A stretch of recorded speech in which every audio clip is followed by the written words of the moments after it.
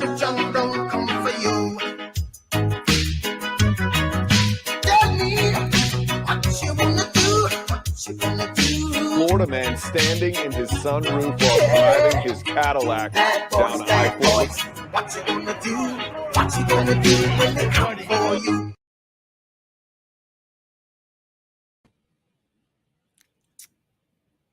I can do this. There we go. There we go. Hello, everybody, and welcome to my channel. I'm Reina Creole, bringing you that spice to sci-fi and pop culture analysis, and of course, keeping it real when it comes to theme parks. So, welcome to Florida show, where basically we laugh, poke fun at, learn stuff about the second craziest state here in the union. And I'm so excited about today's show because we're going to learn about something that's very near and dear to my heart, which is Memorial Day, and means a lot to a lot of folks. So spend some time this weekend. It's not just all about barbecues and everything. Spend some time this weekend being thankful and, being very thankful of the servicemen and women who've given their lives for the freedom that we have right now here in the United States. So just keep that in mind. But we're going to talk about that a little bit later, especially with my co-host Culture Casino. How are you doing, my dear? I'm fantastic. I'm great. And in honor of the day, all gave some and some gave all. Exactly. We have to be thankful. Exactly. This is one of my favorite shows every week because, I get an opportunity to sit back and listen to just a history lesson at times. Well, but it's a good thing. And I may know it. And people may know it, but it's not bad to hear it again because it'll remind you to be thankful on days like tomorrow. And in my family, everybody goes to the grave sites, drops flowers on all of the graves, and honors everybody. And it's a big deal. And today it was my dad's turn to go do that, so he did it. And it's just one of those things. I'm glad to be here. I heard we had a crazy story or two as well.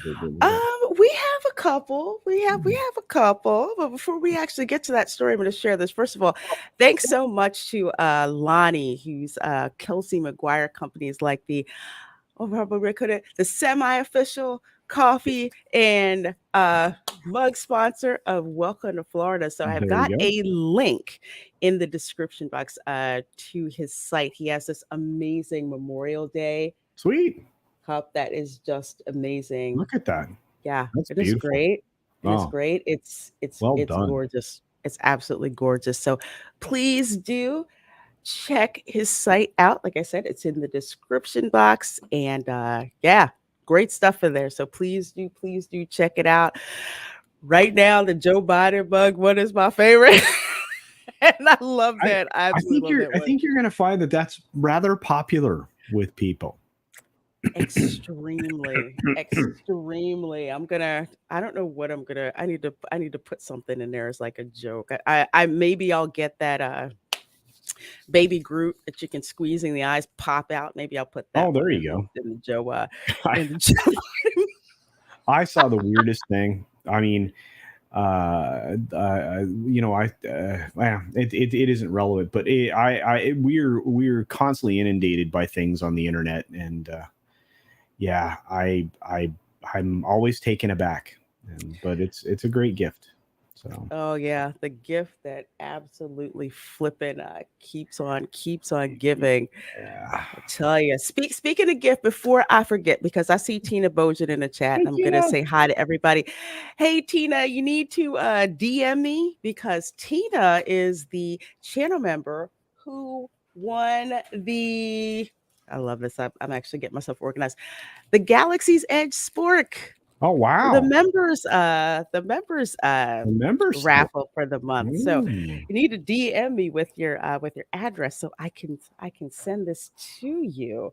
So yes, if you're a channel member, on occasion I'll come up with these like little freebie giveaways and other benefits, like getting first crack at the Jackbox game room So definitely please do that. So thankful for all of you channel members. So let me go through here and say hello to you guys in the chat. 19 of you guys, I see you starting to fall in here. We got Zachary at 315 who says howdy y'all. Well, howdy my dear, always good seeing you. And we've got Snorticupus Cuber who says hello, who minds and other critters. Well, hello, Snortipupus, the polar bear from Pinellas. Yeah. How did that work out exactly? I love that one. It doesn't feel right whenever we do Florida man stories and we don't have one from Pinellas That's County. true. It just, That's true. I think we feel shortchanged. Yeah. Hey, Keely Chow says hello, everybody. Well, hello and roll tide. Roll tide. Good Roll to see you. Tide. Good to see you. And my girl is here who says hello, everyone. Well, hello to you. And so glad to see you. She is having a time of her life out there at Star Wars Celebration this weekend. So she's actually Oh, been out. She's been out there having a great time. really? Yeah, having a Mm. great time. Hopefully she didn't try to kidnap Grogu. So I heard they reeled him out. So Wow, did they? they did. They did. I did. Hey, Aiken, thank you so much for the 7.99 super chat. So do appreciate that, my dear. Thanks for being a channel member. He says, I can't understand those that criticize those that have lost, put their lives on the line for our freedom, something they wouldn't do themselves. I don't really understand that either. And there was a time when that was definitely not the case. I know for my grandfather, I talk about him, all the time. My late grandfather, he was a World War II vet. And one of my youngest memories is when he and my grandmother would come to visit us in Philly. Took me to like this Memorial Day parade, and it was like nothing but like flags and all of this stuff. And he was telling me the difference between Memorial Day and Veterans Day. And that's when he was actually telling me stories of some of the people that he served with who did not make it back. Wow. And that was when I was like really little. I want to say probably like maybe 6 or something like that. So that always stuck with me. And anytime he wanted to tell me a story, those army stories, there's always that one vet grandfather where they're just like, oh no, not another story again. No, for me, I'm just like, yeah, please tell me again so I can make sure that I have those details right. Because there's things that he told me that even though I heard them, I didn't really start to hear them until I want to say within I probably tell when I started working for Stark Industries for a while, and then went on from there. I tell everybody, grab a portable recorder. If you are an analog person, grab your phone and use the voice memo feature and have long conversations with our old people. Yes, they will impart a lot of information that will get lost to the sands of time without an interview, a familiar interview. You can go walk them through a photo album. That's another beautiful moment. Yes. So yes, that is like amazing. I mean, I know I had one friend, he was just like, you know what, we could just give my grandfather, all we got to do is just bring him a 6-pack and some beef jerky and some donuts, and he'll tell us all we want to know. all kinds of stuff. Yeah. What can we bribe him with? Absolutely, Steve. Yeah, if you don't respect those who fought for your freedom, you deserve no freedom. You Indeed. are 100%, Indeed, 100% right about that. Let's see who else. I love all you folks rolling in here in the chat. Let's see. We have Rockite Man who says greetings, programs. Greetings to you. We've got CWD Trixie in the house. Says hello, everyone. Well, hello to you. Says, what has Florida Man done this week? Oh, Oh, a whole lot. Usually more than I could put on this show. We'd be here till like Wednesday. It's like with what's going on. Let's see. We got D Nice Gamer. This is hey Lorena and chat. Well, hello to you, D Nice Gamer. D-Nice. Good that you are here. with us. And let's see, we've got Monkey Jeebus who says, finally something to watch. I was going insane listening to Nerdette's shrill voice. Oh, Ooh, does well, Nerdette's newsstand have a shrill voice? I've never noticed that. I don't even know who that is. I mean, I've Oh, heard of her, but I just, I'm busy. I'm you are busy. busy. If it doesn't, Hey, pique my interest, mm, I just kind of pass over it and all I that. hear But you. yeah, there's always videos on my channel. I'm trying to push up the video content in addition to the live stream. So there's always Uh-huh. that stuff that's back there to watch. Let's see, we got Dragon Master 360 says, hi guys. Well, hello, hello, hello. The major is here who says, what's up? What's up? Voila. That is peak 90s right there. Yes, right there. That commercial, I freaking loved it. Ancient One says, hello, the Reina Creole and everyone. Well, good to see you, Ancient One. Glad to see you are here. Dylan Campbell says, Florida time. Absolutely. Absolutely. And we have Tim's Talk is here. Says, hey, Tim. hello, Lorena Creole and crew. Good seeing you, Tim. Tim's got a thing coming up here Does pretty he? quick. Yeah, he's got a show. Let me see if I can.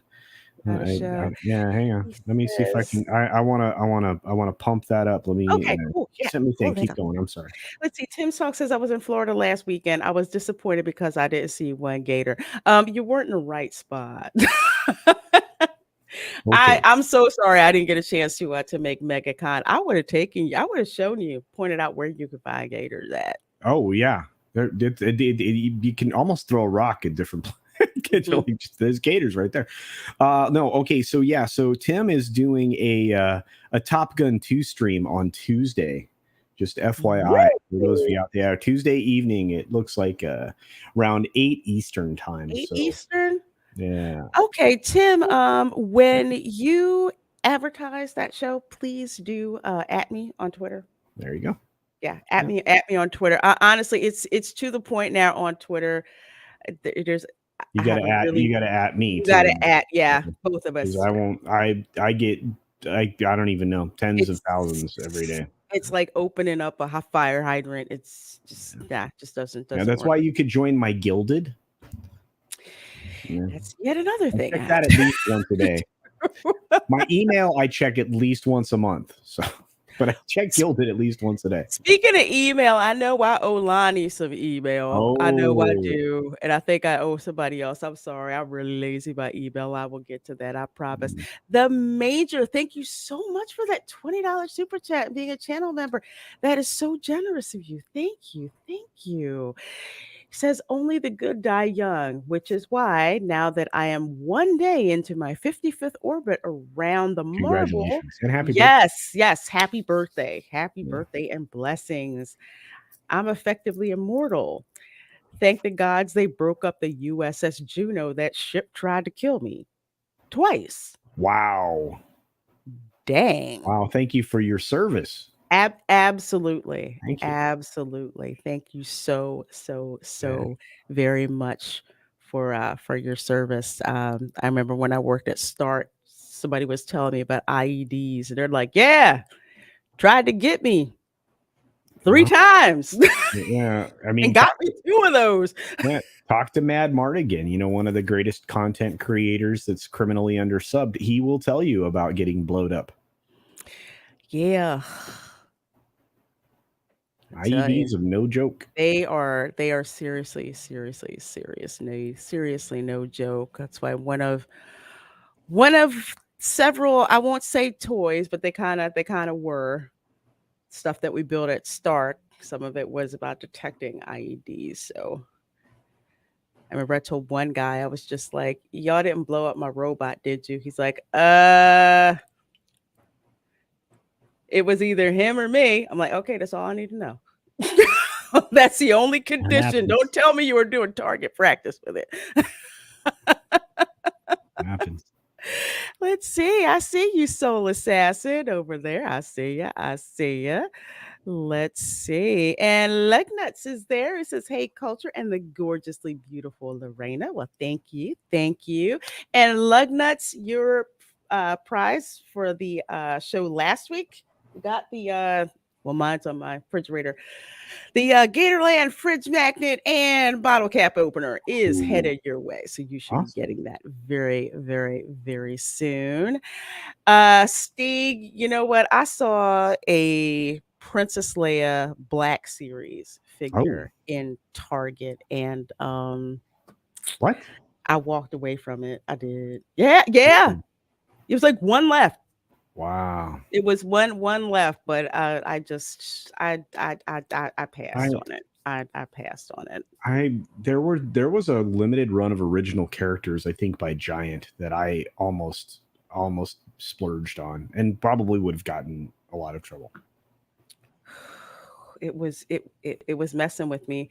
There was a whole bunch of like other crap around it that nobody wanted, like Thor, Love and Thunder, and other stuff where it's like all the way out because nobody's pulling it off the pegs. And then this like tunnel, and that one Princess Leia Black Series figure was Wow. there. I'm like, see, that's what sells. Yes, absolutely, absolutely. Let's see who else we got in here. We got Punk Waddle, who says, "Evening, Lorena Creole Culture Casino. Hello, chat. Well, hello, Punk Waddle. Good to see you, my dear."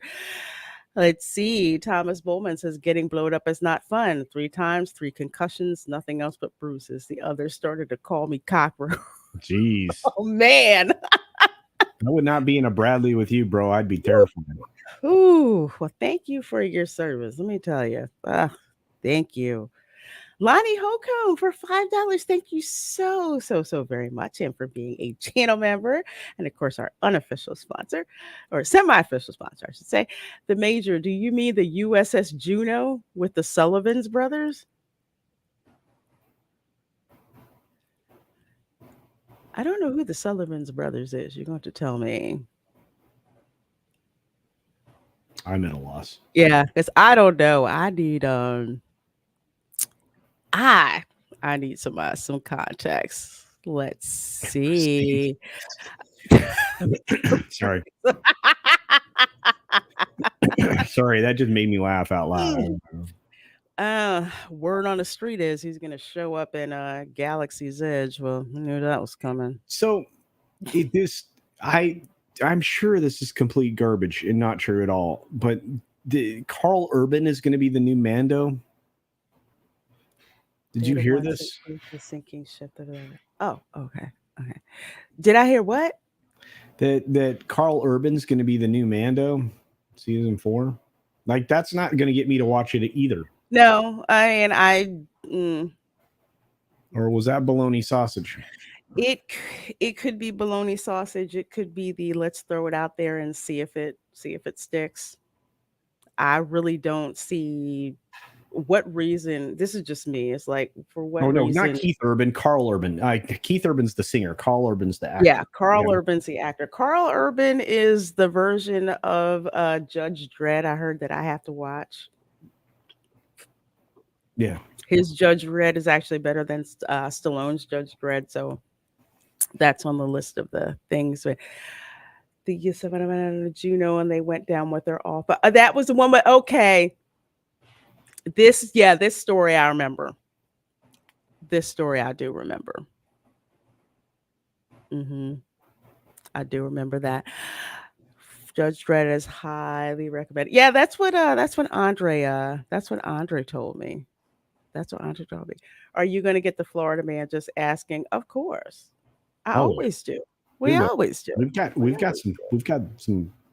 some very Florida stories. Yes, of course. We got some Florida stories for you. So 2 things before we kind of get rolling into that. One, I haven't been like blowing this up as much as I should, but I'm actually working on it. So this is my lifestyle channel.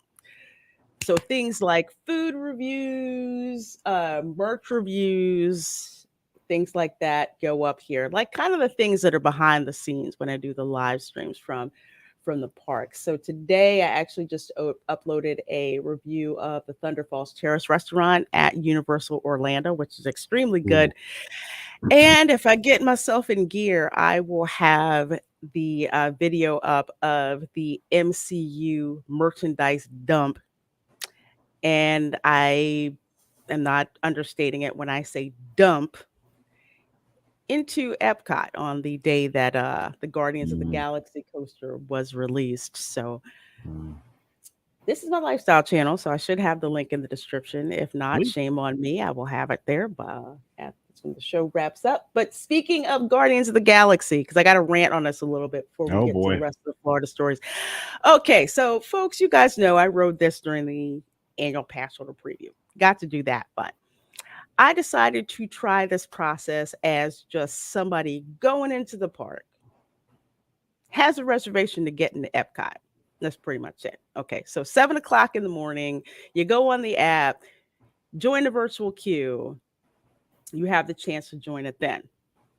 Okay, so I did that. The virtual queue spots were gone within 2 seconds. I'm not kidding. Within 2 seconds.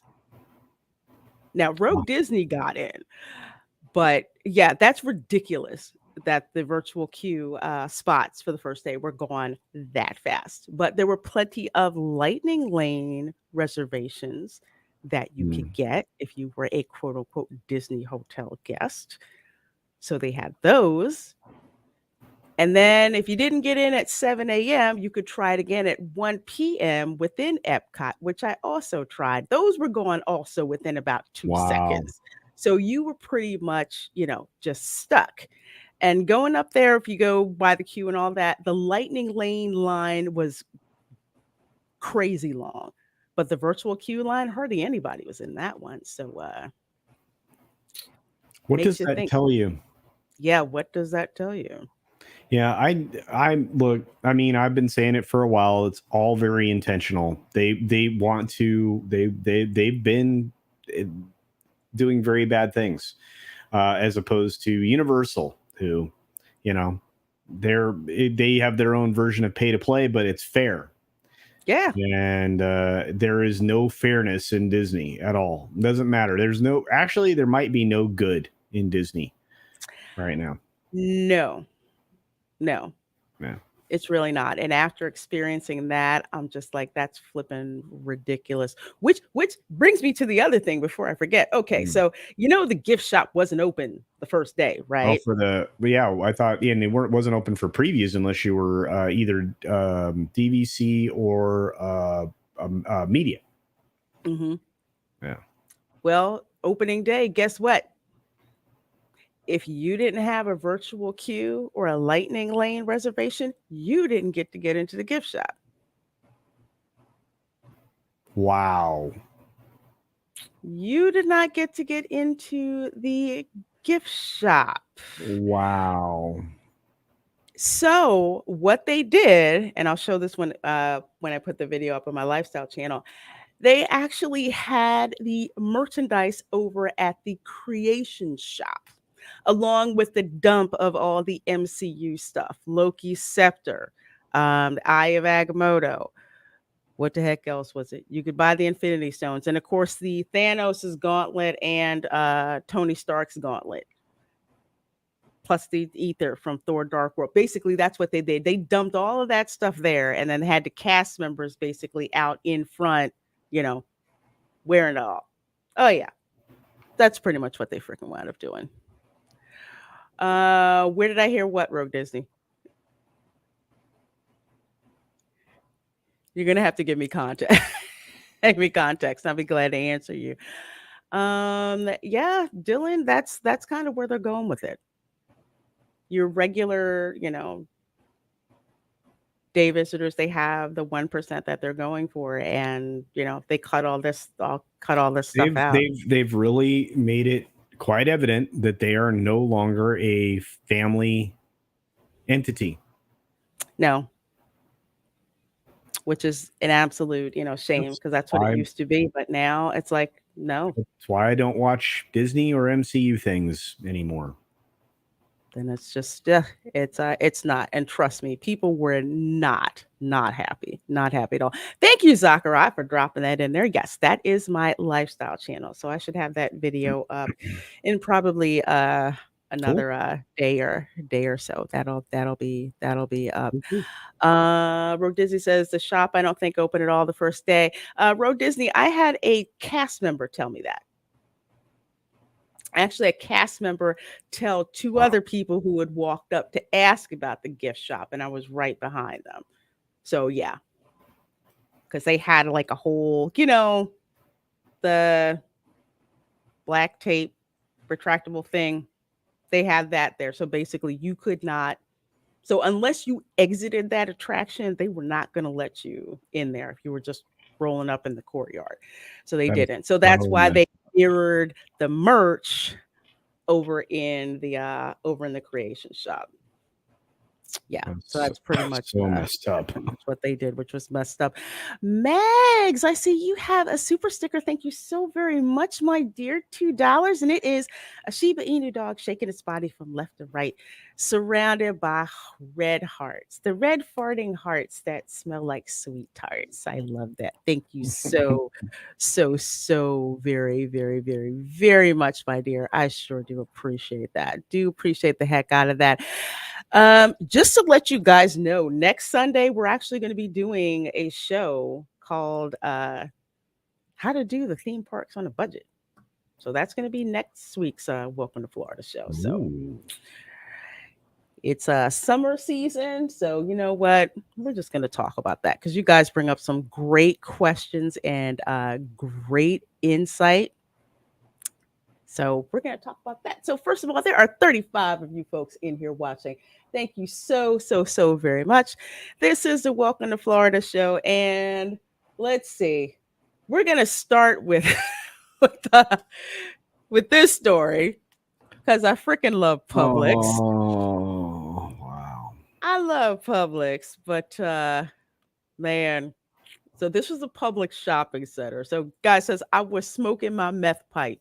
Florida man totals tractor trailer during delivery to Publix shopping center. Now, I'm going to say that my local TV station, WFTV, pushed out an alert about this story. Wow. Yeah. I'm like, man, I don't have to look for this stuff. It just comes to me. So this is Haines City. I know exactly where Haines City is. It's Wow. somewhere point 17. Says a tractor trailer delivery driver is facing possession of methamphetamine charges after crashing into the back of a Publix shopping center in Haines City on Thursday afternoon. Now, Haines City is a little town.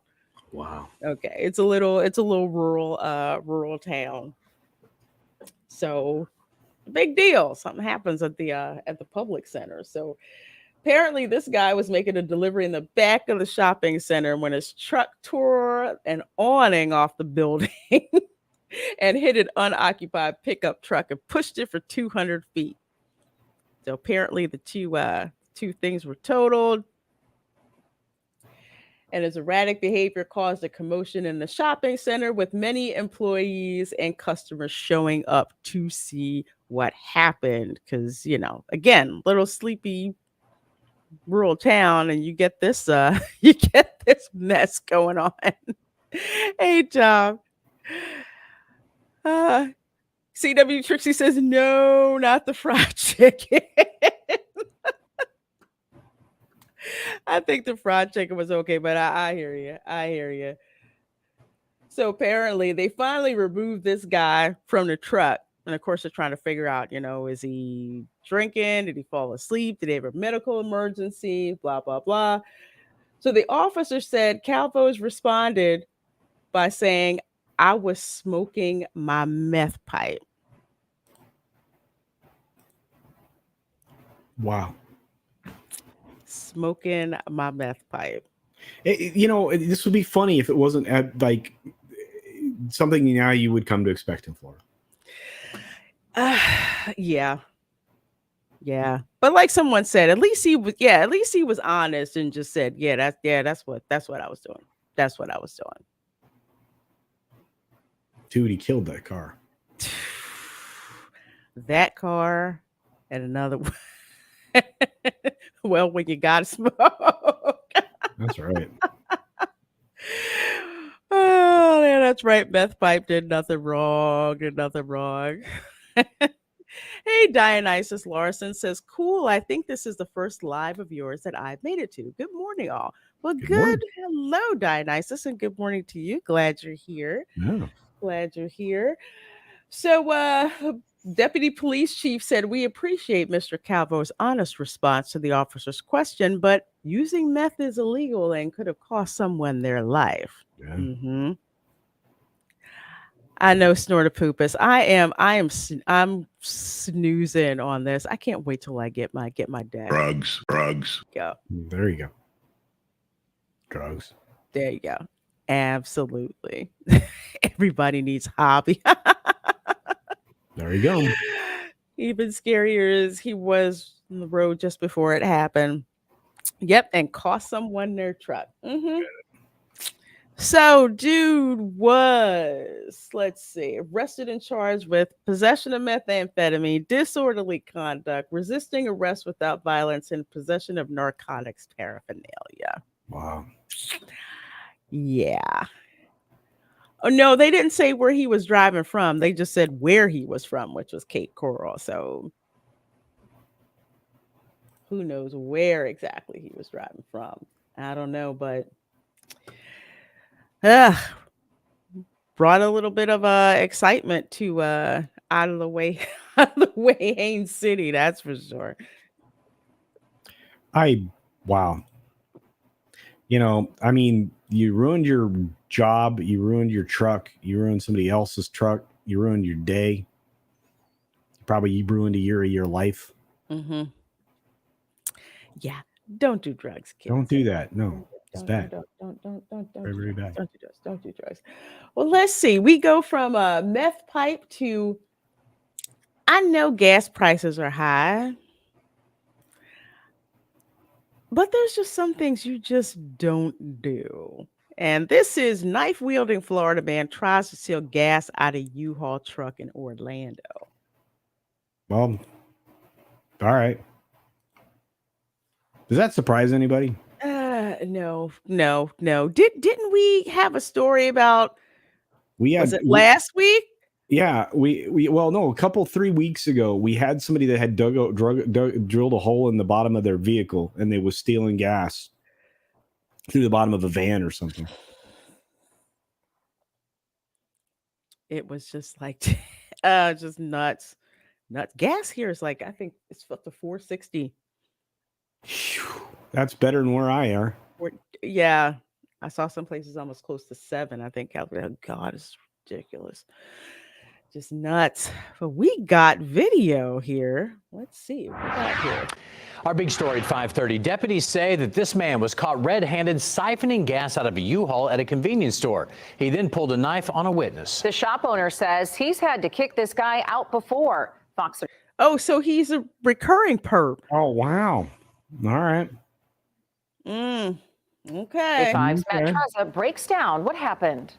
Mario Morales stood before an Orange County judge this afternoon. He's charged with aggravated assault with a deadly weapon. I will go ahead and note that I've found probable cause. I'll go ahead and appoint the public defender's office to represent you. Orange County deputies say just after midnight, they showed up to this Orlando convenience store. Okay, I'm trying to figure out where that is in Orlando. It's definitely not near a tourist area. I will tell you that much. I think it's like off OBT somewhere. On Lancaster Road. Their report says Morales was siphoning gas out of a U-Haul truck that the store rents out. Moses Hack owns the store and says he knows Morales. Yeah, I saw him, but he's not allowed to come in my store. Mm-hmm. No kidding. Wow. Whoa. Red-handed, did he hold the knife at the wrong end? Oh, boy. That's funny. That's funny. Well done. Lugnut says, don't this guy realize to get free gas, you have to order tacos? LOL. Wow. I think this dude. I kick him out because he's a trouble guy. Deputies say Morales was armed with a knife. The sheriff's office says the victim was sleeping on these couches when they heard Morales siphoning. You see the couch, right? Yeah. This is not a touristy part of town. Just No. to let you guys know. Gas out of the U-Haul truck. Deputies say the victim confronted Morales and Morales pulled out a knife, but they say the victim kicked the knife out of his hand. Deputies say they found Morales nearby. They say Morales denied siphoning any gas or having a knife. Deputies found both the siphon and the knife on the ground near the U-Haul truck and arrested Morales. Store workers say they're happy Morales is behind bars. And if he's pouring knives on people, yes, that's on a lot safer. He's pouring on knives on people, but he's never pulled out a weapon on me or nothing like that before. Hack says he's been trying to clean out the area behind his store. The victim wasn't injured and refused any treatment. Morales was booked on a $2,500 bond and ordered not to return to the store or have any contact with the victim. In Orlando, Matt Trezza, Fox 35 News. And the fact is, that God knew who he was. He said he didn't. I've known him, but he hasn't pulled a knife on me before. It's interesting to me that he's wearing a headset. Did he indicate to people he didn't speak English? He probably did. Okay. I mean, more often than not, because one of the things about living down here that I've gotten used to is you have some folks who don't speak English. They just speak Spanish. I mean, I had someone come to my door and she didn't know exactly which language to address me in first. So Wow. she kind of started in English, but yeah, I've had that happen. Too. Well, I mean, I've lived in a lot of different places where, you'll get English and Spanish spoken in the same sentence. Oh yeah. Yeah. Here. That's what happened to me at Pollo Tropical today. Yeah. He started out in English, wound up in Spanish in the middle, and then ended up in English, and we all knew exactly what she was saying. Yeah. It's just one of those things. But here, especially in Florida, you'll get some people who just speak Spanish, or they just speak Haitian Haitian Creole. So French, yeah. So it's a lot faster to just. Yeah, and of course, in different parts of Florida, I mean, it's basically, you're interacting with people who are, native or second generation, Americans from Cuba, and it's that can be a whole other ball game too. It's cool. I mean, if you've been around it, you just navigate it. Yeah, it's just you get used to it. The French to Spanish to English thing would mess me up, but dude, I had that happen. Oh yeah. I don't think I told this story. I was at Cabana Bay Resort at Universal. Love it. Yeah, it's beautiful. I can't believe it's a freaking value resort, but it's fun. It's very cool. So this was when COVID was kicking off, so you couldn't go to the hot chocolate dispenser or whatever. They had someone there to get it for you. Mhm. So this Haitian lady was working there, and she got me some hot chocolate and brought it to me. This lady next to me only spoke Spanish, but wanted what I had. Oh. So I had to ask her in Spanish because she was pointing to my cup and she was asking me what it was in Spanish. And I told her what it was in Spanish. Right. She wanted it, but the Haitian team member only spoke Haitian Creole and English. Oh boy. So I had to translate The French. to her in English what the lady wanted in Spanish. Although she also, first of all, she started talking to me in Haitian French a little bit because I think I had actually dropped a French word in there. And it's as soon as you do that, all of a sudden they think that you speak Haitian Creole. I'm I'm not Haitian. Well, I haven't been Haitian for 300 years, but no, you're gonna have to either speak English or colonial French to me. Lorena, for your age, you are beautiful. Oh, well, thank you, my dear. Yeah, I mean, because you just said that, you haven't been Creole for 300 years. So Haitian. Okay. Oh, How well, old are thank you? Are you a vampire? Should I be could be. addressing you as royalty? What's I going on could here, love? be like from Interview with the Vampire. I There you can't tell go. exactly There you go. how old are they? Yes, Soul Assassin. That is very true. That is yeah, that's very Oh, true. yeah. Wow. Yes. That's very true. I learned that when I went to LA, and it was different. When I lived in Philly, I was around a lot of Puerto Ricans. That's what I was like. That's how I was raised. So it's like when I hear Puerto Rican speaking Spanish, that's like native to me. Cubans, they kind of talk a little slower because Puerto Ricans speak Spanish like you got a time limit. I mean Yeah. that's just kind of how it is. Yeah. Cubans, Cubans, lots of more slang. Cubans are very formal. yeah, very Yeah. formal, much more, relaxed, little different. So that was kind of, trying to get used to those, and kind of like why in Doctor Strange too. I'm just like, if she's supposed to be Mexican, why does she sound like she's Puerto Rican? But I'll get to that. That's something for another time. See, yep, accurate, yep. Oh, I'm Tia Dalma. I love that flipping movie. I love that movie. Yeah, so I go to Publix and I get, the packaged meat and everything, and it's printed in English and Spanish. It's funny. Oh man, I you're get a making me kick out of it. hungry. See, we start talking about Publix, and then we start talking about all this other stuff, and then we start talking about food. Publix. I know. You're so I mean to me. know. I won't even talk about Pollo Tropical. Oh, you did. You already did. Oh, let's see. So, oh man. Okay, so we got a chick here. Hey, Mike's hard lemonade. Yeah. Florida This is- woman arrested after hitting man in the head with Mike's Hard Lemonade bottle. Works. She looked like she didn't have a good day. No. She looked like I have just had enough with you folks. Absolutely enough with you folks. Oh, so apparently 52-year-old woman was locked up after a day of drinking Mike's Hard Lemonade and then repeatedly hitting a man in the head with an empty bottle. Wow. Yeah, she was. So she hit him with the party pack. Yeah, clearly.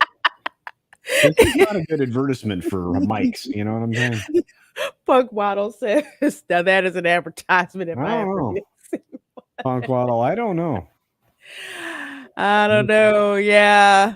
Crazy Let's penguin. see. Well, it was Hard Lemonade. Indeed. Extreme form of viral marketing, but okay. Extreme, yes, that's a good word. Extreme. Yep, there we go. Gives a meeting for a lot. Oh, Monkey Jeebus.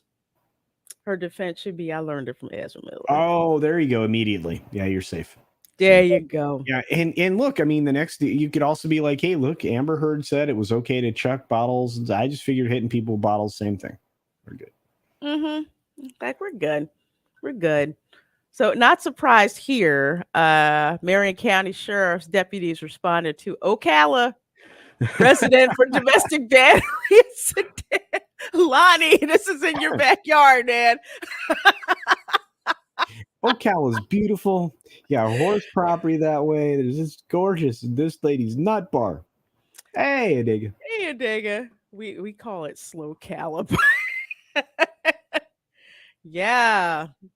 Domestic dispute. So apparently, let's see. Male victim explained to deputies that 52-year-old Brenda Gale Parkhurst had been drinking Mike's Hard Lemonade most of the day and became violent, hitting him repeatedly in the head with a bottle. Man suffered a bruised eye and 4-inch laceration to his head, which required stitches.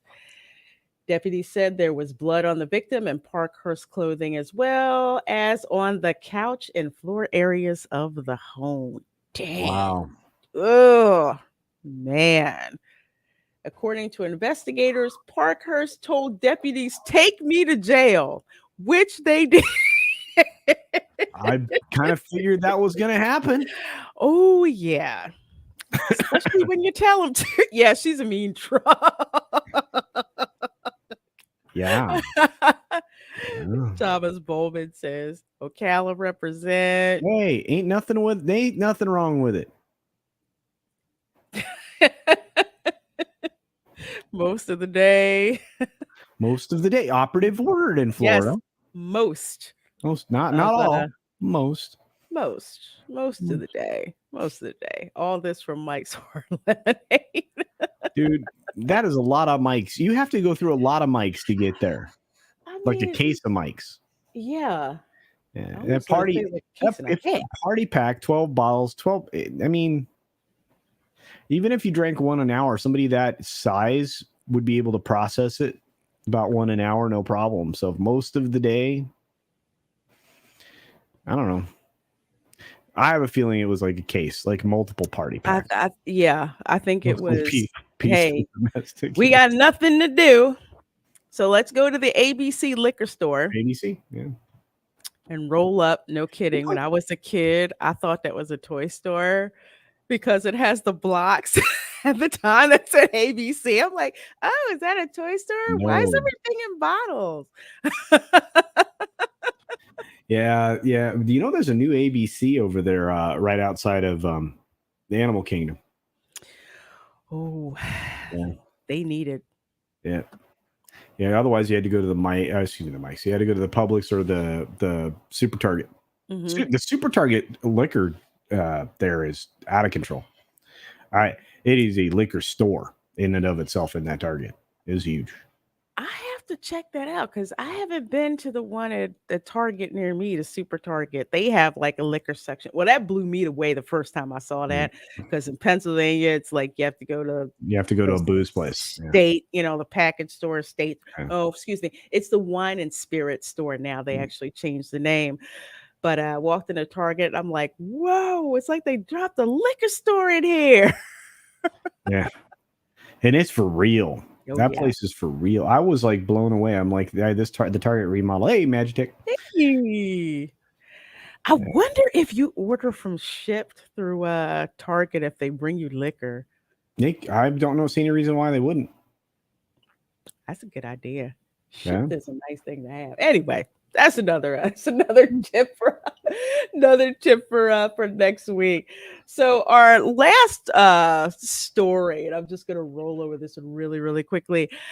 Basically, this one is Florida men who were actual fighter pilots saw Top Gun Maverick, and while they said that pretty much some stuff was on point, that their call signs really are too cool and not in a good way. That's funny. Yeah. The film was fantastic. If you haven't seen it, see it. I'm gonna see it tomorrow. You before are our family obligation. you're going to flip out. It is so good. I love the first one. Yeah. And so many people I know got into military or adjacent careers because of Top Gun. Yeah. It was a huge Navy recruiting poster. And let me tell you, the film is as good as advertised. I mean, it really truly is. I enjoyed every moment of it. But I can understand like real fighter pilots are gonna poo-poo it. Yeah, they were just like they had so these are the three guys. So they all live they're all Florida, man. They all live in Florida. And what they basically said, comms language is great, dagger attack. No, you don't ride the elevator with your jet. They were also saying that they really, really liked the cockpit scenes that they had going on in there, because all the actors in Top Gun Maverick actually had to fly in those actual jets and go through that training process. So one of them, they're just like, I almost felt like my hands were moving, like I wanted to grab the controls. So you like that? How many effing training violations can you fit into one movie? Lots of them. None of these guys would be flying again. And I'm trying to find where they made that. Yeah, less authentic were the call signs. That's what one of the guys said. Oh, wow. Everyone in Top Gun Maverick has a cool one like Phoenix, Coyote, and Hangman. In reality, that's not even close. It's usually related to some buffoonery that you did. In fact, the thing that locks in a call sign is if the guy doesn't like it. That's true. Which seems to make a heck of a lot, heck of a lot more heck of a lot more sense. Like this one guy, his call sign was Dozer, which was earned on a night in the Pacific involving a bottle of whiskey and a bulldozer. There's a story, but I don't want to embarrass the nation of Japan in any way, shape, Wow. or form. Well, there you go. Dang. Hey, John Edgar. Good seeing you. Good seeing you. And Tina says, yes, Target delivers liquor. There you go. There you go. There you go. Oh, that's definitely good to know for some folks. Normally you have to sign for the delivery. Oh, okay. Okay. Makes Lady sense. Ombre. Makes sense. Thank you. I don't think I've seen you here before, Lady Ombre. So Lady welcome. Ombre. Welcome to my channel. Want a good name? Just add whiskey. Oh, yeah. Battle Him 63, another vet. Thank you for your service. Says one of my Hello Pilots call sign was butt. I knew a dude whose call sign was Brick. Really? Yeah, I never got the story for that. That's one where it's like I gotta That find doesn't a sound story on good. that. No, nah, but probably entertaining as heck. Thomas Bowman says Navy pilots have the dorkiest call signs. They are almost always an inside joke. One might be called Pinky due to making the narf sound while puking once. Oh man. I love Top Gun. I can't wait to see Maverick, and even more so here in this story. So I actually have this story linked in the description box of the video, so you can go through and read it. It really is a fun read. So definitely do check that out. All right, so there are 40 of you in here watching. Thank you so very much. I'm trying to blow this up here a little bit. So yeah. So we kind of wanted to talk a little bit more about Floridians in service of the military. Now, granted, there are so many of them that have served in the armed forces and who have made the ultimate sacrifice for freedom in this country. So I actually wanted to just take a look, because there's things that Florida men are famous for besides, off the wall, Crazy-ish. crazy-ish. Like dude said at Jaderland, Florida man isn't stupid, but Florida man does stupid things. Yes. So while they're interesting and they're funny, we kind of get to things that are a bit more serious. So over here in Florida history, so the ones that I found were from World War II. Now, just to kind of, one, there really are not very many World War II vets that are alive. And I think a lot of people don't realize the sacrifices they've made or what they've gone through. And World War II was actually the second highest amount of casualties for America. Civil War was the It was highest. the first, yeah. Civil War was the highest. World War II was the second one. No problem, Lady Ombre. Glad you made your presence known. I appreciate that. So, interestingly enough, and we'll start with this first one that we have here, and this is actually Colin Purdue Kelly, and I should have had my darn notes while I was on here. I should have got this one. But he was actually born in Madison, Florida. He was born in Madison, Florida. and actually was a World War II B-17 Flying Fortress pilot. So a lot of people know about what happened with Pearl Harbor and how basically our air power got decimated. He was one of the few people who actually had something to fly. And actually, he was, let's see, he was actually fighting the Japanese in the Philippines. And what he did, actually, his plane, his bomber was actually going down. He made sure to get everyone else out so they could parachute to safety, but he did not make it. Yeah. So he did not. So that's one person, Colin Purdue Kelly Jr. Wow. I'd never heard of this guy. So he's like up there with the likes of Dory Miller and a couple of other people who, when Pearl Harbor went down, they did whatever it is that, that they could do. So yeah, Laura Tippy says, God bless them all. Absolutely, absolutely, absolutely indeed. So that's like a portrait of who he was.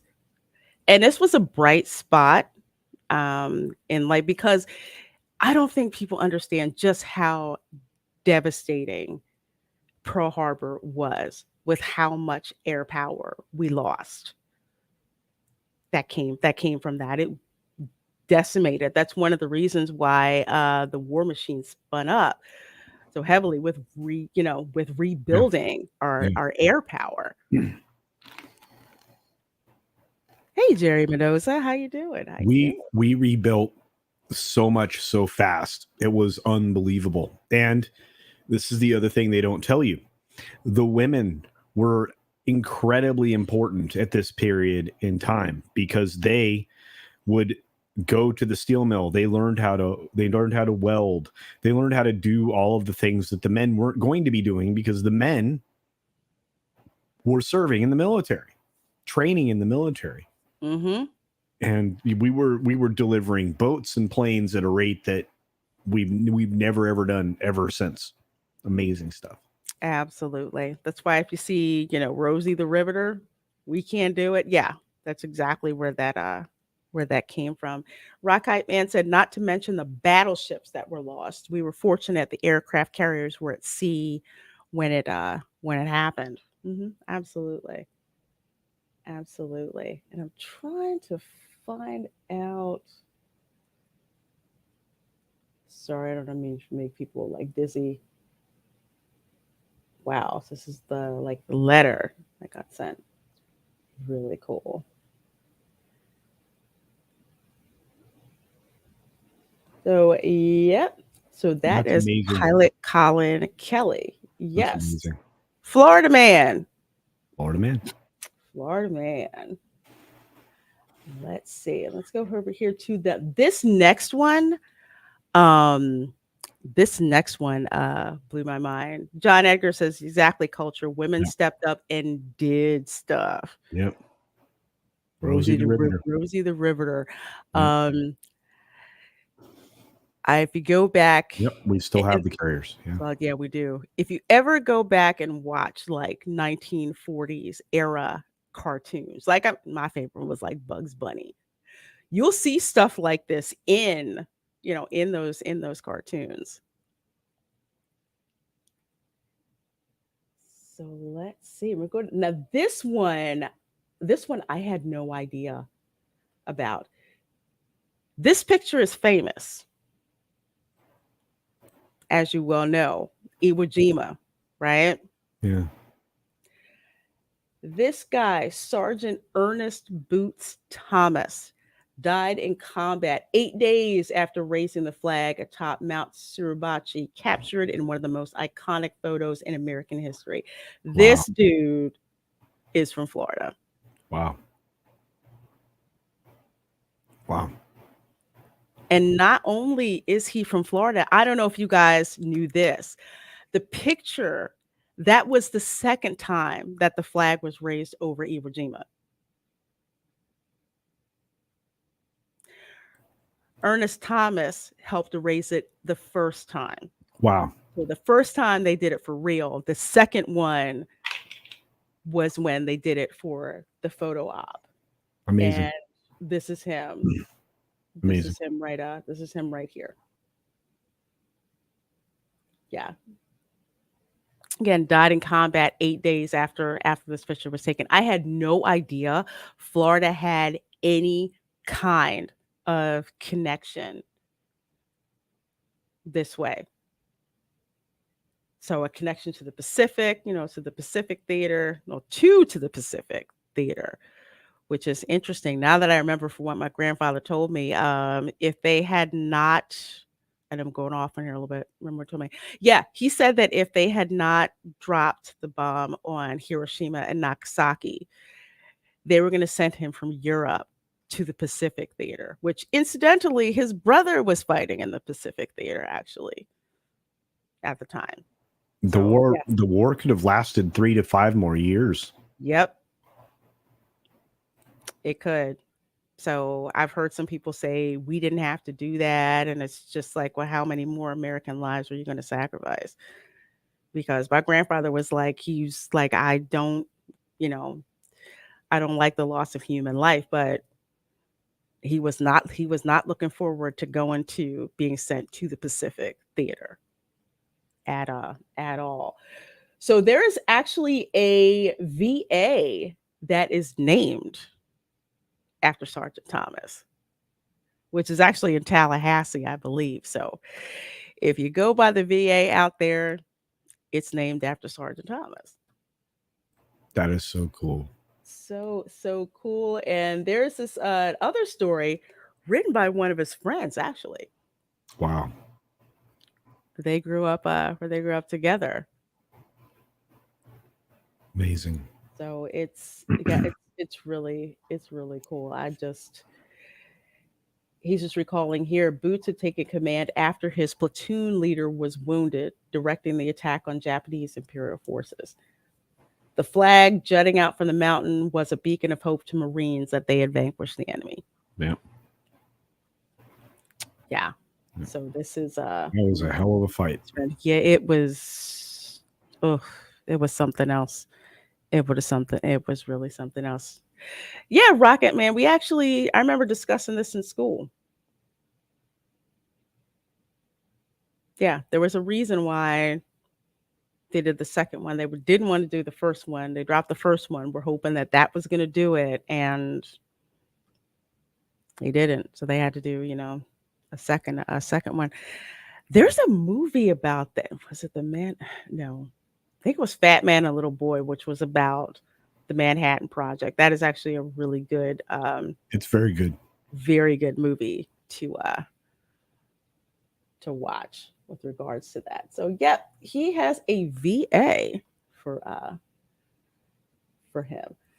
So here is another one. Second Lieutenant Robert E. Femoyer took basic training at Miami Beach. How that must have been interesting. Wow. Going to basic training at Miami Beach in the 40s. Wow. Too cool.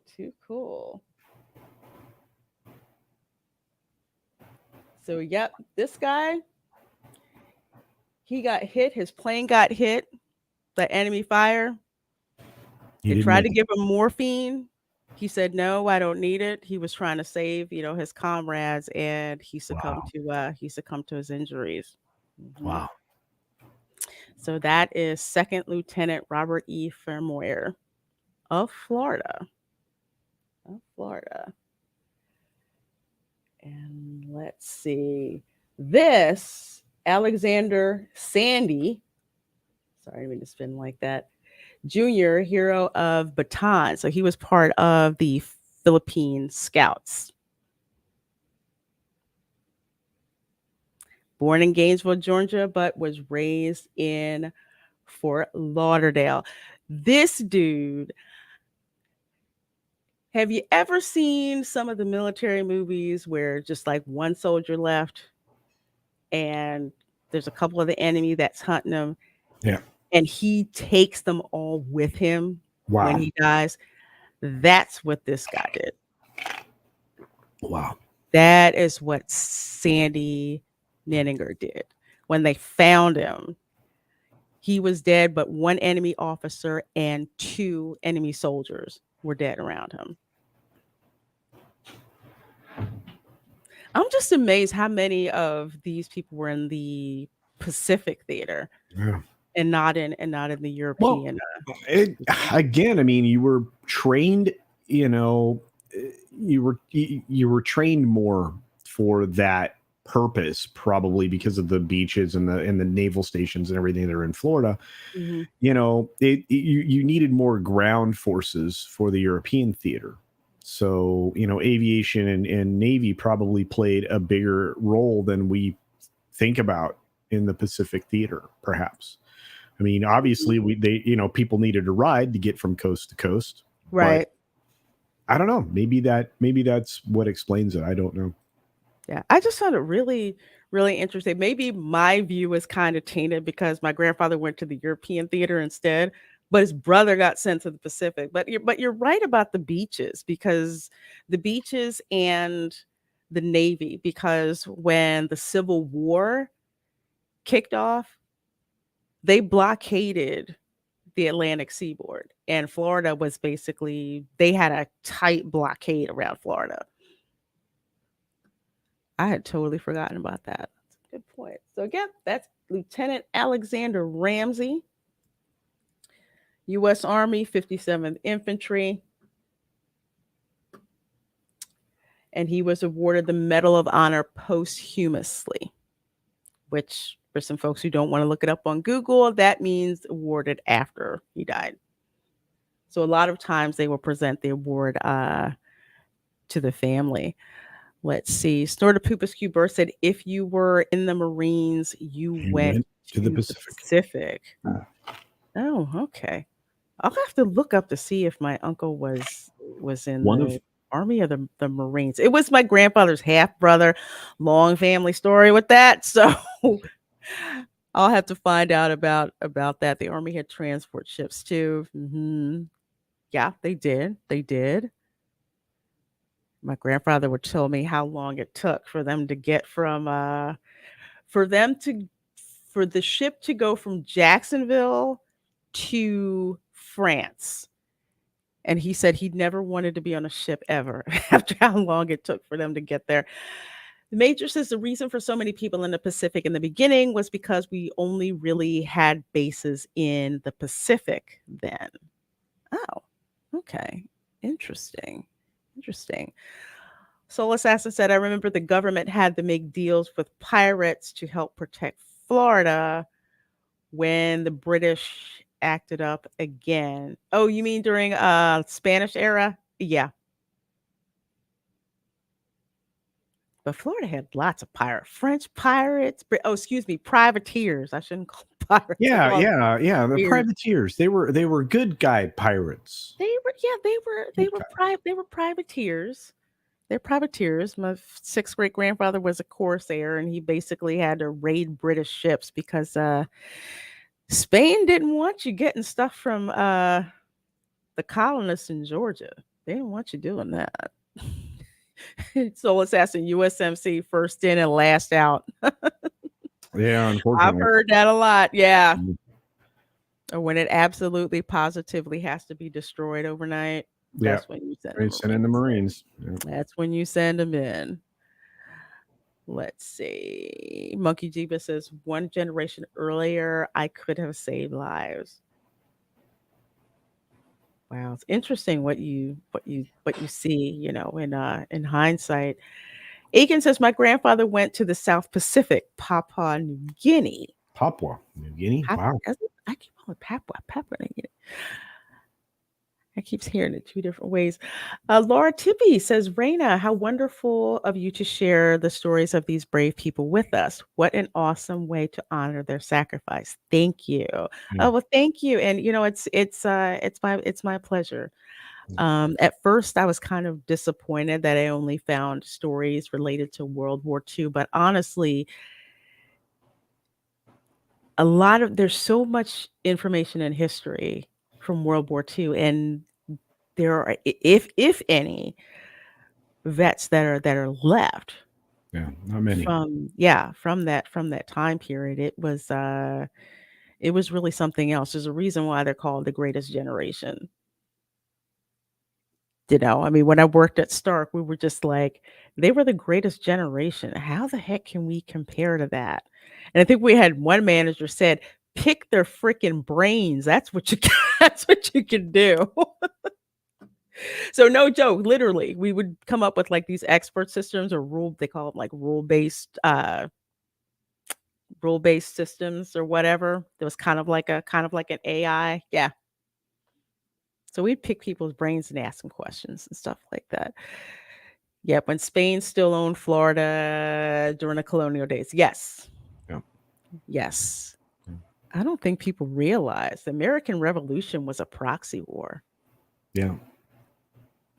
Proxy war and a world war. You had the Brits that were fighting in Central America. It was crazy when I found out. It was very strange that, you had Spain, France, and the English all moving against each other in other countries, using other countries. Yes. Very weird. Extremely weird. Yeah, Chef Nation, there are only a few left of WD2 survivors.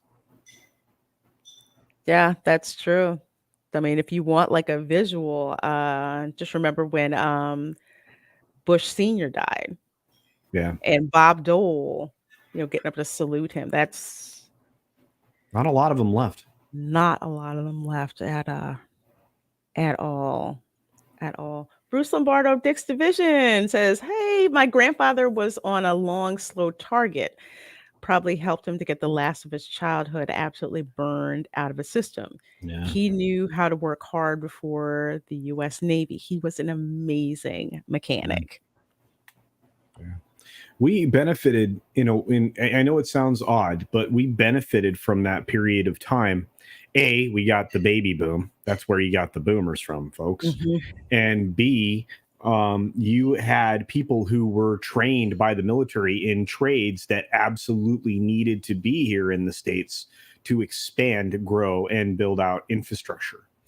So again, when the world economy slows down, lots of nations will move into a war mode so that they can build up the economy again, which is kind of scary in the situation the world is in right now. So if you follow history at all and economics, yes, not good. Absolutely. There's a reason why after 9/11, defense stocks skyrocketed. Yeah. There's a reason for that. Thomas Bowman says, remember, the greatest generation also put a man on the moon. Yes, and I have got to get back to NASA to show you guys around. I mean, it is wonderful. So much. Kennedy Space Center is amazing. And so much of it from World War II. Google Operation Paperclip. That's all I'm going to say. Google that. Google that. And they invented the modern computer too. Yes, they did. With the help also of a lot of women. Sorry about that. Yeah. Still coughing out the COVID. Yeah. No problem. I understand. No, wow. Well, there it is. There's the honor. Yeah, there it is right there. Wow. I'm so glad we have like these photos. I mean, photos are just like precious. As a matter of fact, I'm still trying to get a hold of my grandfather's World War II Army photo where he's got his uniform on. It's just photos are precious things, especially from this. From that era. Yeah. Absolutely. It's every time I see one, I'm just like, wow. Just blows my mind. Bruce Lombardo of Dick's Division, thank you so much for the $5 super chat. I appreciate that, my dear, so much. Just two questions, Lorena. Did you ever try that brisket taco at Buc-ee's? I did not try the brisket taco. I did not even know a brisket taco existed at Buc-ee's. I just had the turkey barbecue brisket.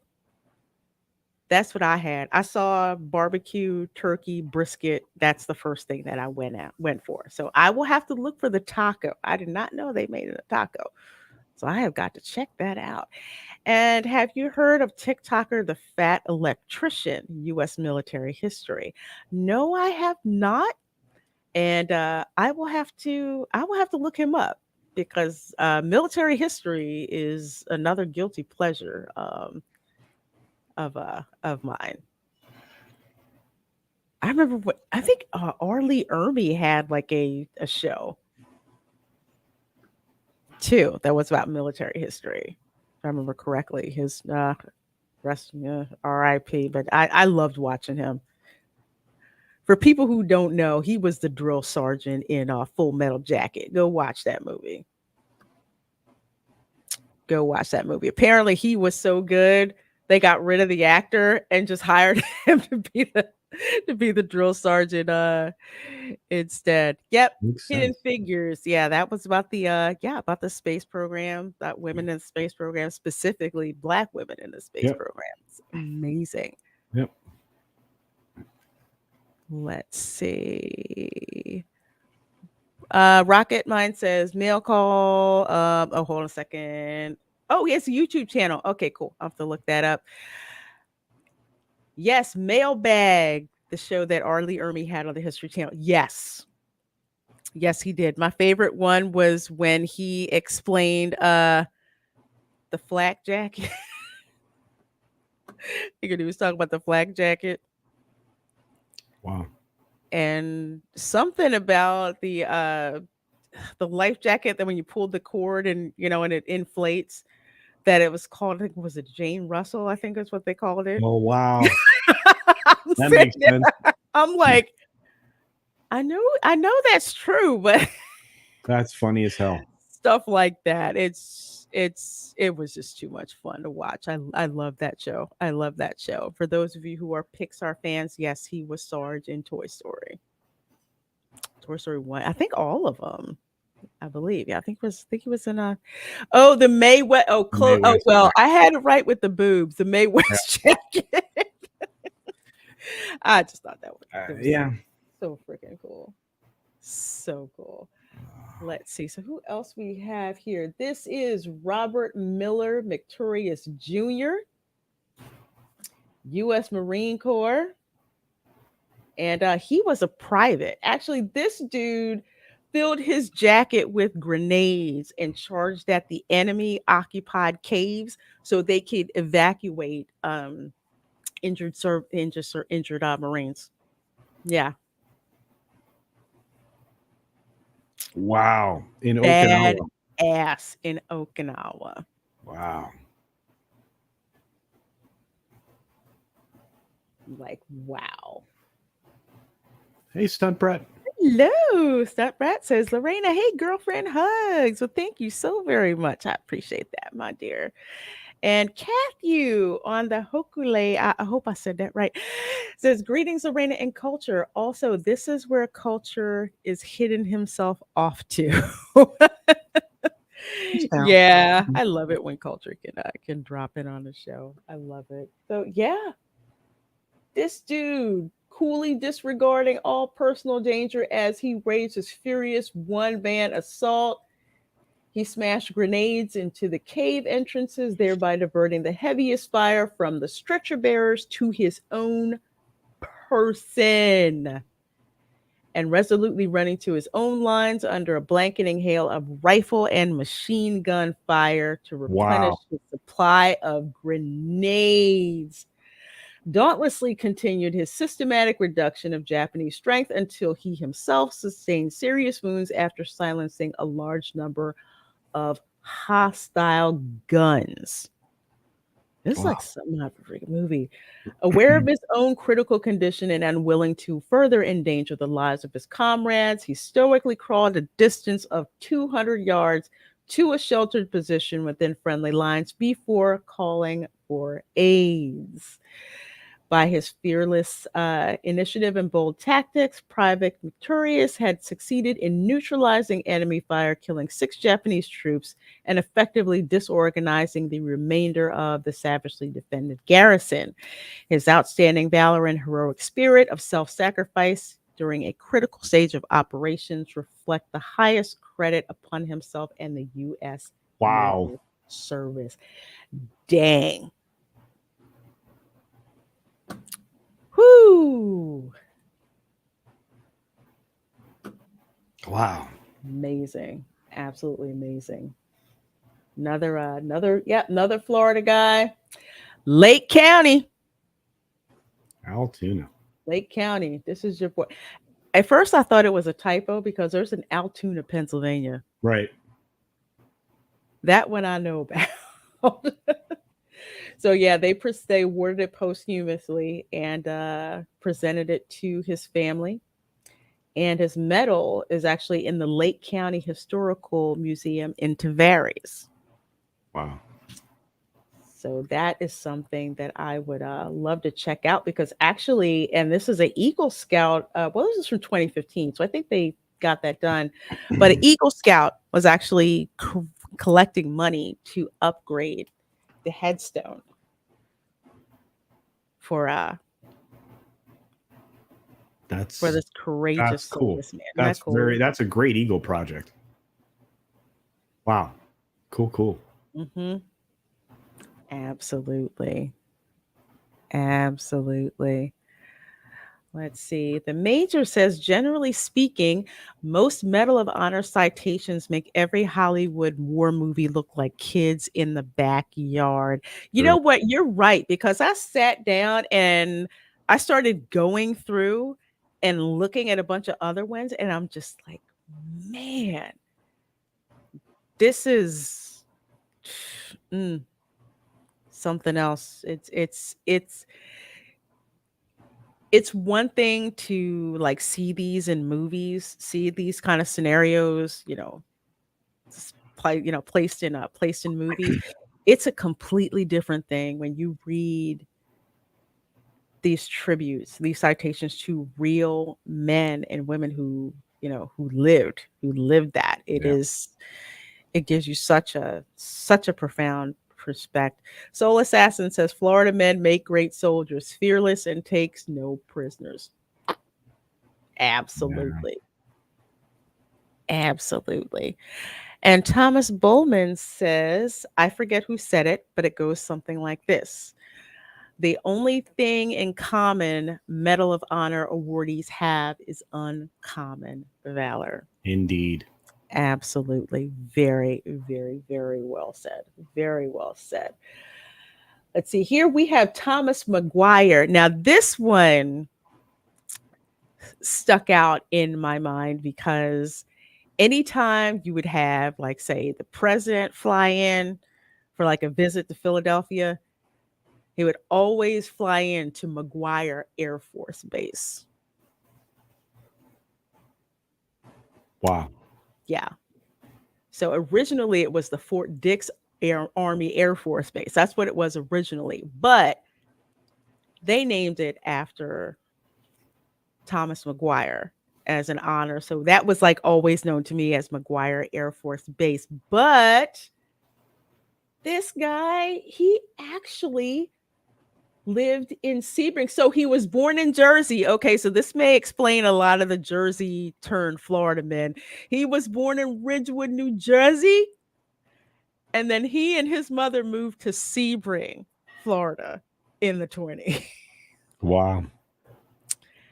Went to Georgia Tech to study aeronautical engineering. So he was a rambling wreck from Georgia Tech. Wow. Absolutely, absolutely flipping amazing. Again, another guy who fought in the Pacific Theater,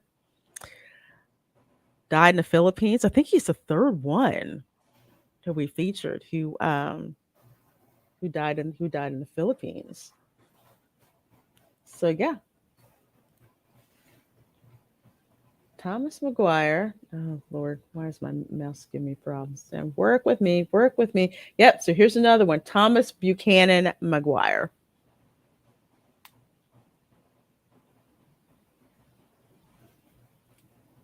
Voluntarily led a squadron of 15 P-38s as top cover for heavy bombers striking Malbacat Airdrome. I hope I said that right. Where his formation was attacked by 20 aggressive Japanese fighters. So he flew to the aid of embattled comrades, lost his life, protecting his comrades. Wow. Something else.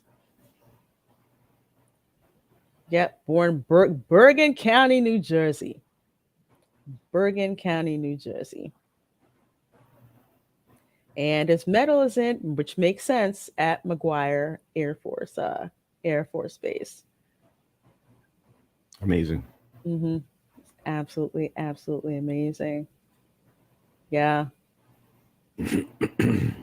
So for here, on 7 January 1945, while leading a voluntary fighter sweep over Los Negros Island, he risked an extremely hazardous maneuver at low altitude in an attempt to save a fellow flyer from attack, crashed, and was reported missing in action. With gallant initiative, deep and unselfish concern for the safety of others, and heroic determination to destroy the enemy at all costs, Major McGuire set an inspiring example in keeping with the highest traditions of military service. Yeah. Yeah. And that's Thomas McGuire. Awesome. And let's see, for our last one, this is... Oh, I already talked about him. Sorry, I did at the end. But yeah, all of these guys that we've talked about here, ultimate sacrifice. Amazing. For the country, for the nation. So hopefully, you guys all learned some interesting things, stuff that I didn't even know, and just how Florida's contribution, to the war effort and to, the ranks of those people who just gave the ultimate sacrifice for this country. Let's see. Snorter Poopa says McGuire shot down 38 enemy planes and was the second ranking American ace of all time. Unbelievable. That's awesome. Wow. Love it. Love it. Absolutely love it. Yeah, I think it takes does it take 5 to become an ace? I think that's what it requires. It Really? five in-flight kills. Nice. Yeah. Nice. Let's see. Stop Brat said she was lurking on your stream earlier and says you rock. Well, thank you very much. Yeah, I'm doing the night stream again tonight, so that's coming up, and not that long. Oh, okay. Yeah, we're going a little earlier tonight. We're going at an hour and 30 from now. So. Let's see. Hey, Real Wit said I'll rewatch this later. Came to say hi. Off to see Top Gun 2. I don't see it until early tomorrow. You're gonna love it. I'm telling you right now. And what a great day to see it. I was right. Yeah, it takes 5. It's 5. It takes 5. Okay. Yeah. Snorter Poopa was saying 5. Rocket Man says he was an ace 7 times over. 7 times over. Indeed. Dang. It's just I think it's I love Top Gun. I love that movie. But when I see movies of our air power, in World War II. Yeah.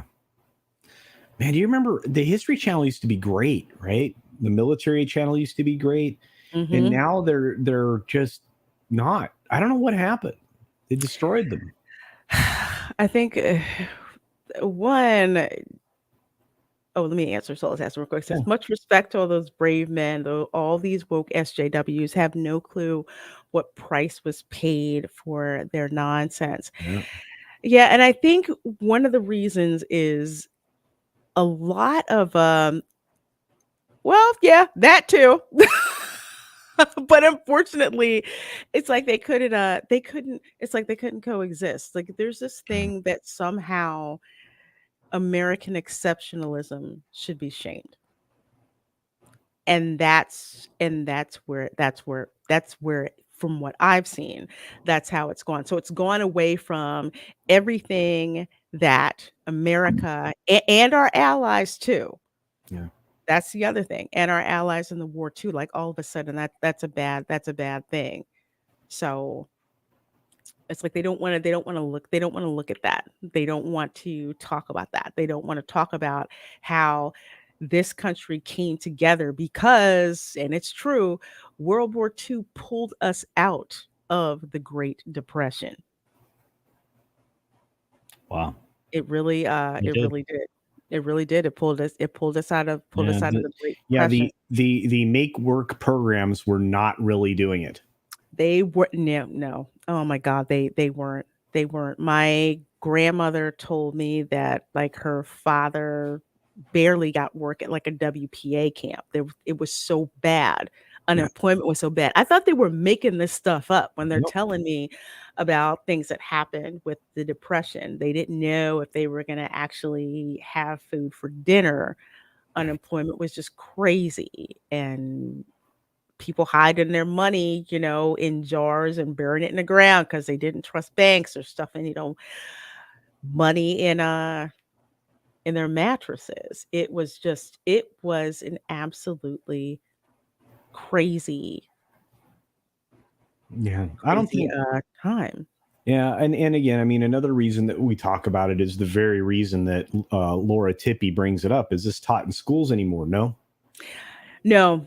Well, Civics. for the Civics. most, no. It kind of depends on where you go to school, because where my niece goes to school, and of course they're in a district where the parents are basically like, you will teach this.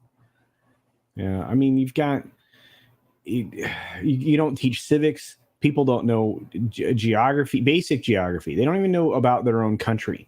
No. Most people can't name 50 states, let alone the capitals of the states. All of the basic things that I learned in school are not taught anymore. You know what they also don't teach, and they do this intentionally, folks? They do not teach finance, how to properly manage your money. They don't teach you how to balance your checkbook. They don't teach you any of these life skills. They barely teach math now. No, and it's a good point that you bring up about finance, because Ron DeSantis signed a bill that said you need to teach financial literacy in Yeah. And in and school. yeah, I mean, you should understand the way money works by the time you're in middle school. And you should be taught how to manage your money, because this is the other problem right now, right? You had home economics, wood shop, metal shop, auto shop, all these things, right? You Mhm. had life skills available at your high school as part of your regular curriculum, and in some of those cases it wasn't an option. Your government class was taught usually in 7th or 8th grade, and that gave you the complete understanding of how our political and our governmental systems work, and what we are actually as a representative republic and not an actual democracy, and all the conversations around what those are. Nobody gets that now. Now they're taught a particular ideology throughout their entire education, but nothing that prepares them for the real world, which is why we have so many people now walking around that have no ability to deal with anything these days. It's insane. Absolutely not. I mean, case in point, in my particular job, where I have to work with a lot of software engineers.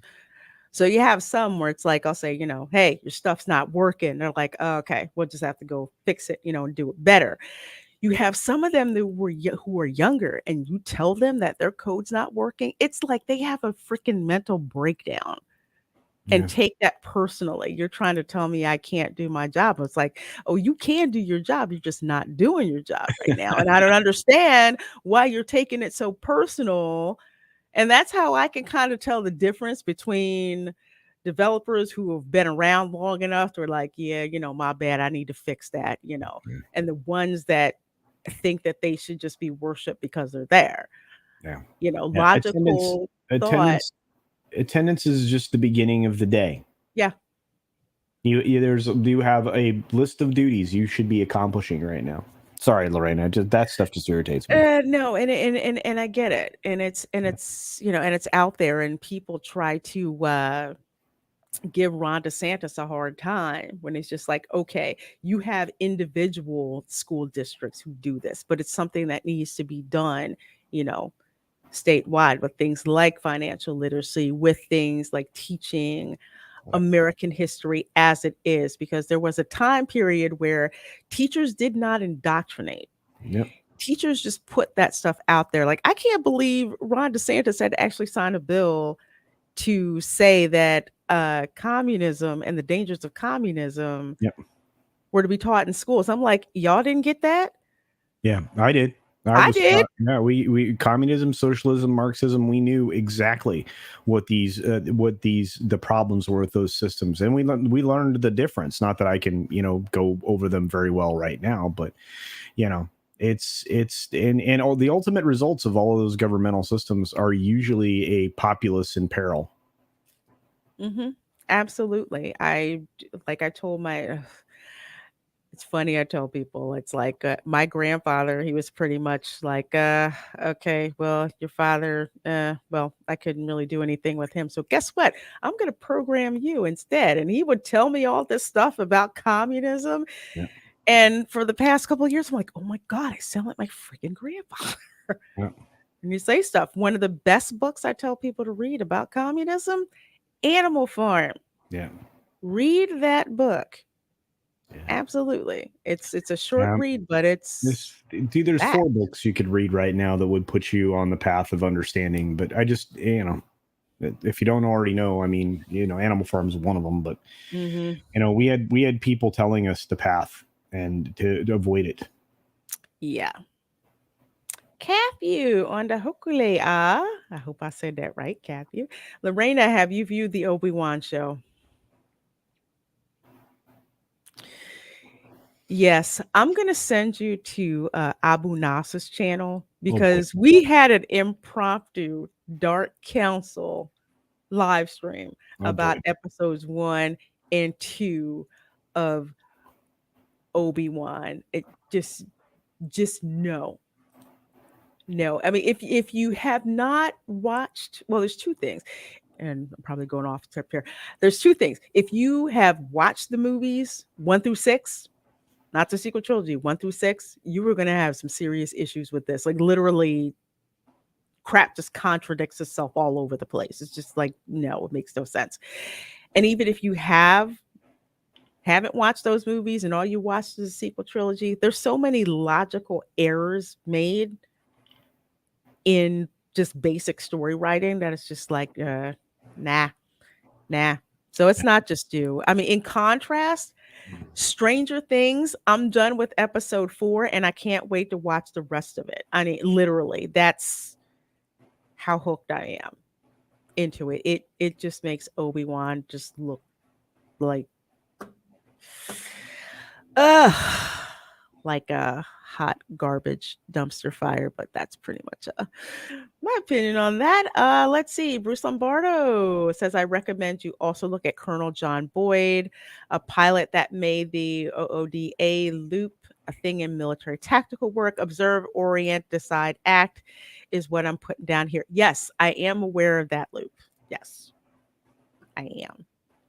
So that's cool for me to look at. Thank you.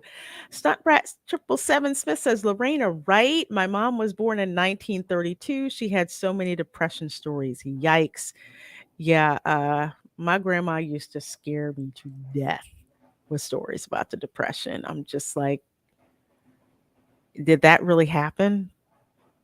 It's like, yeah, it actually did. And if you ever do research on your family, go pull up like the 1920s and the 1930s census and look at the difference in what's going on. Because in the 30s, that's when they were asking you about unemployment and how long you hadn't been employed, and just the changes in wealth. It's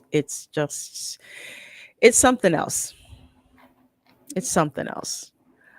Let's see. John Edgar says, absolutely correct, Culture. It bugs me that they don't teach cursive handwriting anymore. I'm a fountain pen nerd. That just bugs me. Part of that has to do with technology, but at the same time, that's an art that's unfortunately lost, and it's a shame. It's like my nieces and nephews, they do not know cursive.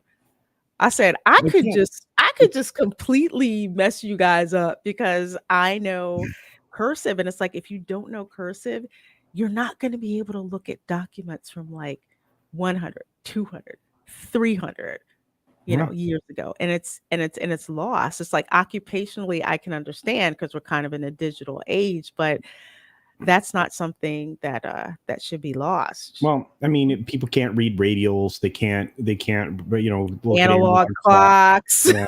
It's like, please give me strength, and it's, there's, again, yes, there's a certain level of comfort in modern living. I don't think these people realize just how, disadvantaged they become when modern living becomes essentially an enslavement in and of itself. So, but it's fine. Wow, we got way off the beaten path there. Yeah, we kind of did. And John Edgar, I'm so sorry I missed the super chat from you. He says it bugs me that they quit teaching cursive Yeah. writing. Yeah, I don't. It's a shame. I mean, I talk about it with some of my other cousins, and we kind of all do family research together. We're just like, if the younger generation doesn't learn cursive, they're going to lose. Yeah. They're gonna lose all of that, all that knowledge. Hey, stunning and brave Megatron, good to see you. Good to see you. I don't know that they value knowledge any longer, but that's, they certainly don't value history, and they are ever doomed to repeat it. So. Yeah, I mean, you're gonna learn the the hard way. Hey, Sherry Sheridan, hello family, hope everyone is doing well. And to kind of bring it back, hey Soul Assassin, oh, that's nice. Book containing all my family's history going back to 1550. When I retire, that will actually be I have so much genealogy stuff. It is amazing.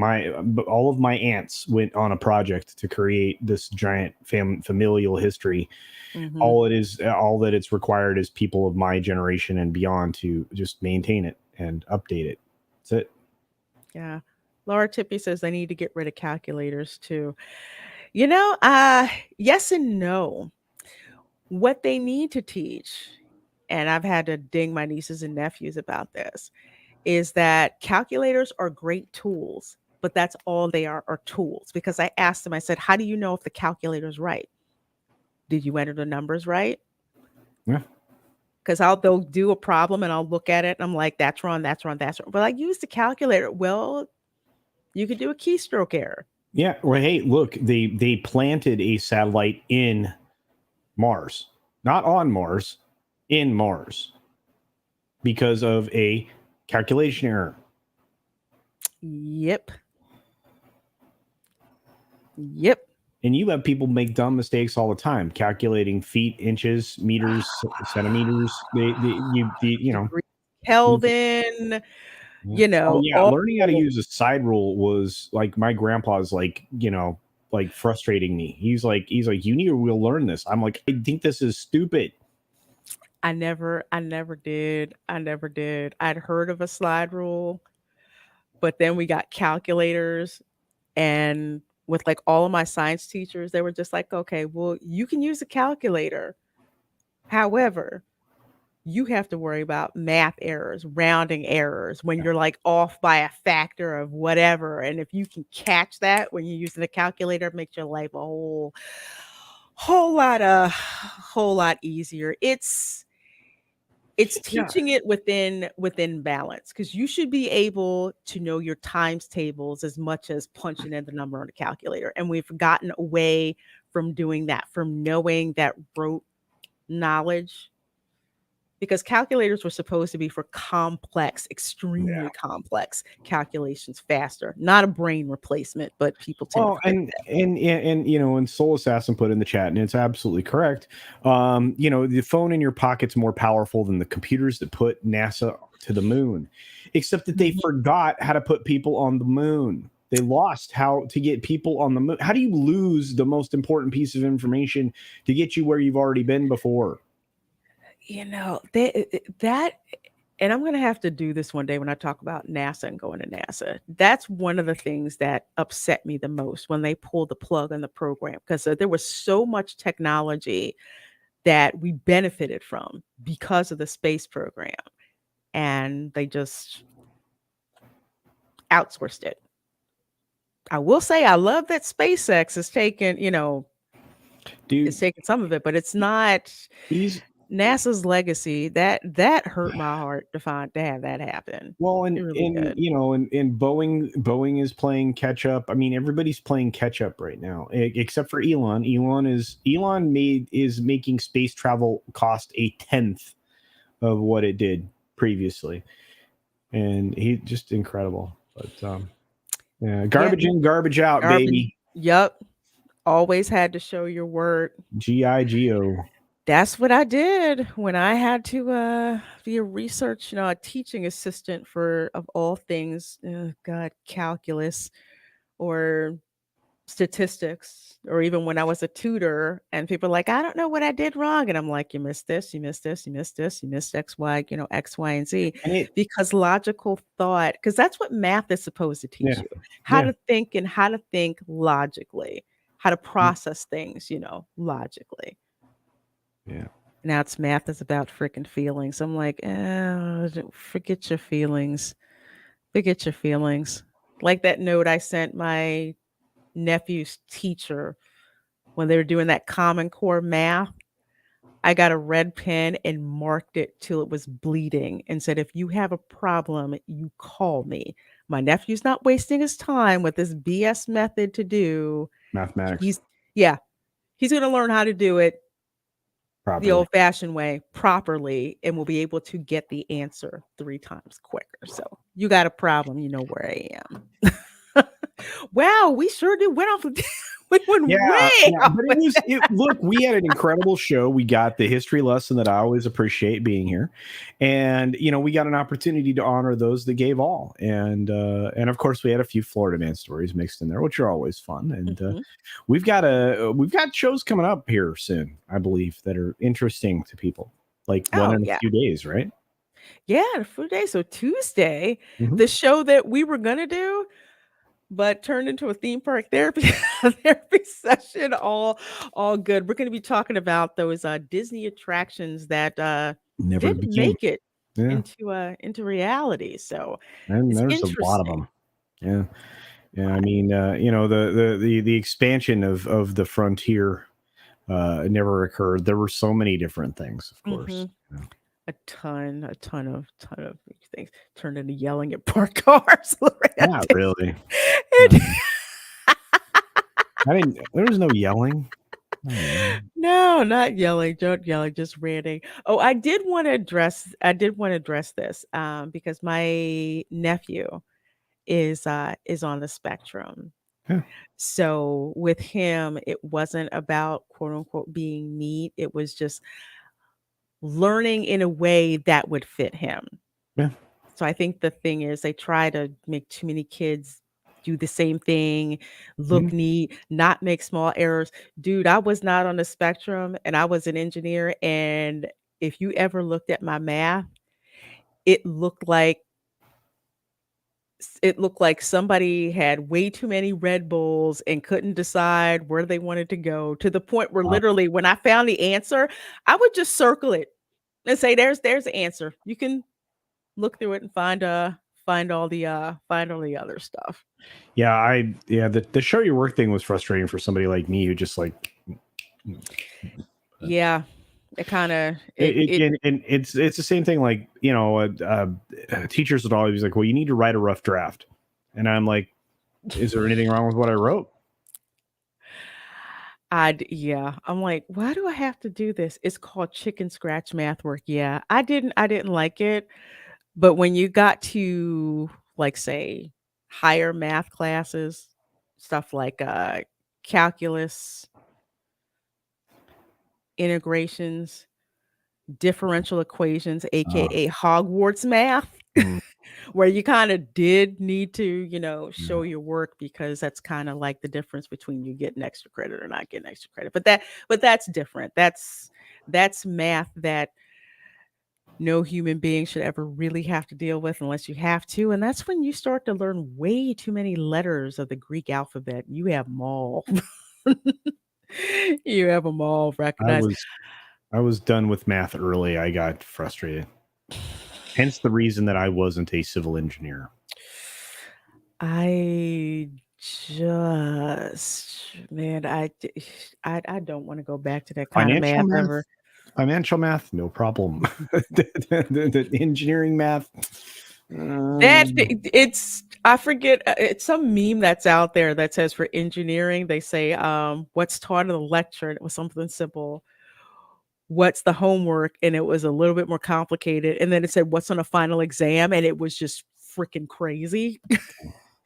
Yeah, I was a glutton for punishment, but no, yeah, it kind of was. But then again, engineering is one of those weed out majors where they It make is. those classes It's like specifically to cut it's half the people it's out in like the middle of med. the semester. It's like med.